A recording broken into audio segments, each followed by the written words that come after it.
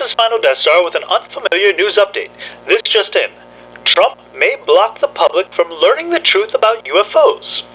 With one veto, President Trump could prevent the Pentagon from disclosing findings of unidentified aerial phenomenon.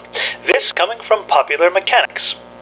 President Donald Trump is threatening to veto a defense bill that includes language directing a government task force to investigate and disclose information about unidentified aerial phenomenon, otherwise known as UAPs, also known, or formerly known, as unidentified flying objects, UFOs.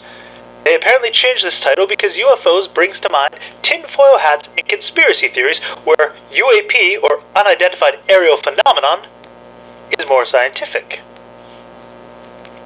The Pentagon's once convert UFO program is officially active again, with the establishment of the task force whose mission to detect, analyze, and catalog UAPs could potentially pose a threat to U.S. national security. Earlier this year, the Navy officially released 3 notorious UFO videos.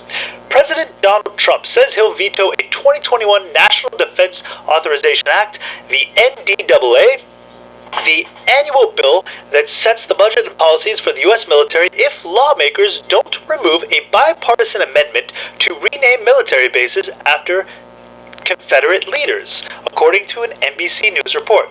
The NDAA, which must be passed and signed before Congress, adjourns on January 3rd, covers troop pay raises and funding for new equipment, among other items. But it also includes language that could ultimately change what the American public knows about UFOs in a significant way. A Trump veto of the NDAA may stall the momentum of a movement that has rapidly captured mainstream attention over the last 2 years. In August, the Department of Defense, the DoD, officially approved the establishment of an Unidentified Aerial Phenomena UAP Task Force, the UAPTF. The task force will investigate the sightings of UAPs known as Unidentified Flying Objects, or UFOs. The task force is the first official government program affiliated with UFO research since a 2000-era unit that analyzed unnamed aerial phenomenon, UAVs, and other UAPs lost its funding in 2012, even though multiple sources confirmed with Popular Mechanics that the unit remained active in secrecy after its shuttering. The DoD formed the UAPTF to improve its understanding of, gain insight into, the nature and origins of UAPs. Pentagon spokesman Sue Go told Popular Mechanics at the time, quote, "The mission of the task force is to detect, analyze, and catalog UAPs that could potentially pose a threat to U.S. national security." End quote. In June's Intelligence Authorization Act, the IAA, the Senate Select Committee on Intelligence, SSCI, authorized appropriations for fiscal year 2021 for the UAPTF and supported its efforts to reveal any links to UAP have to adversarial foreign governments and the threat they pose to U.S. military assets and installations. The IAA, the Select Committee on Intelligence, said it, quote, remains concerned that there is no unified, comprehensive process within federal government for collecting and analyzing intelligence on UAPs, despite the potential threat, end quote. And so it directed the task force to report its findings on UAPs, including observed airborne objects that have not been identified within 180 days. The Senate passed the NDAA, including the IAA, containing the language about the task force in July, though the House's version of the NDAA, which also passed in July, did not include the IAA.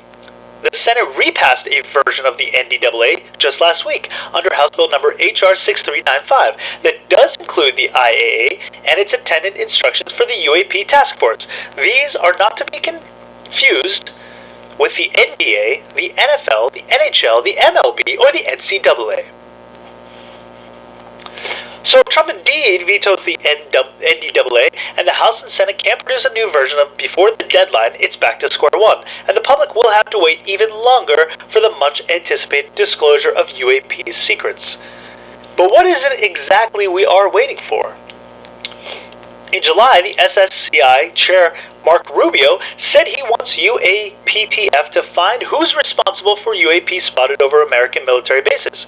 Rubio said he hopes, quote, the Chinese or Russians or some other adversary haven't made some sort of technological leap that allows them to conduct this sort of activity, end quote. Rubio might very well be right in assigning UAPs to foreign adversaries, but the more intriguing possibility, of course, is that we can't pinpoint their origin from anywhere on the planet. In July, New York Times article, Harry Reid, the former Nevada senator who was instrumental in funding the government's original UFO program, said he believes, quote, crashes of objects of unknown origin may have occurred that have retrieved materials should be studied, end quote, from the article. Quote, after looking into this, I came to the conclusion that the reports, some were substantive, some were not substantive, that there were actual materials that the government and the private sector had in their possession, end quote. In the same Times article, the astrophysicist Eric Davis, who consulted with the Pentagon's original UFO program and now works for the defense contractor Aerospace Corporation, said that after he examined certain materials, he came to the conclusion that we couldn't make them ourselves. In fact, Davis briefed the DoD agency as recently as March about retrieving materials from, quote, off-world vehicles not made of this earth, end quote. The Times report and announcement of the UATF are the latest and encouraging recent developments surrounding UFO research, including the U.S.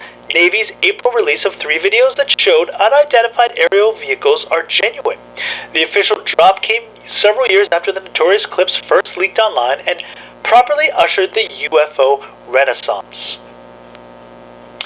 In 2019, the Navy confirmed the 3 videos taken by Navy pilots indeed show unexplained aerial phenomenon, but the service also said that the footage should never have been released to the public in the first place. The Pentagon released the videos in order to, quote, clear up any misconceptions by the public on whether or not the footage that had been circulating was real or whether there was more to the videos, a spokesman told Popular Mechanics at the time.